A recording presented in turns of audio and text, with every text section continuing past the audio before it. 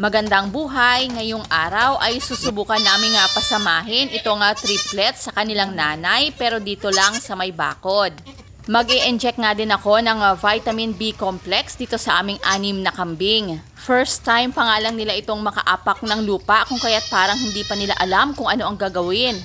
Parang training nga lang ito para pagdating nila ng 1 buwan ay sanay na silang sumama kapag isinusuga yung inahin.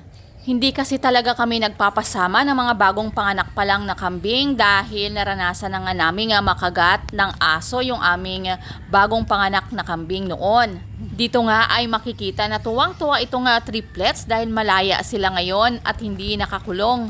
Ngayong araw pala ay eksakto nga ika-15 days nitong mga triplets.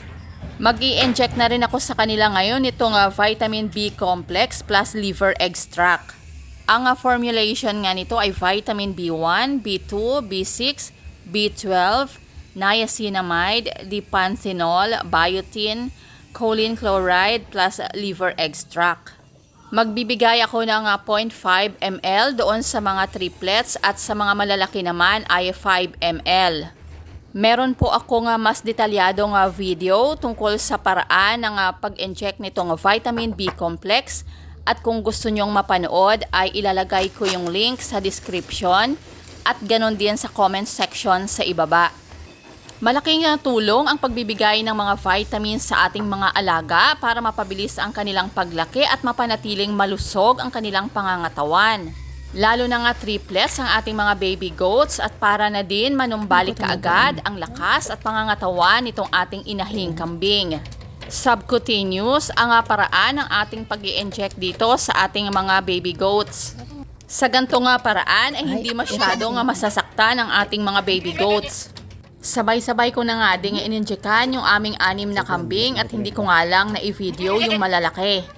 Natutuwa nga ako dito sa aming mga alaga dahil nagsimula lang kami sa isa pero sa loob ng wala pang 1 taon ay 6 na sila.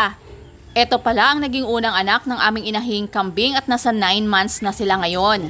Paano nga ba nangyari na in less than 1 year ay 6 na kaagad sila? Binili namin itong inahing kambing noong June 14, 2025 na buntis na. Pagkaraan nga lang ng 3 araw ay nanganak na ito ng kambal. Napakaswerte nga namin dito sa inahing kambing dahil nitong March 4 ay nanganak ito ng triplets. Sobrang saya nga namin dahil first time ito na magkaroon kami ng triplets line sa aming mga alaga. At para masigurado namin ang malusog na pangangatawan nitong aming triplets, ay tinutulungan namin itong inahing kambing sa pagpapadede sa kanila sa pamamagitan ng pagbibigay ng milk replacer.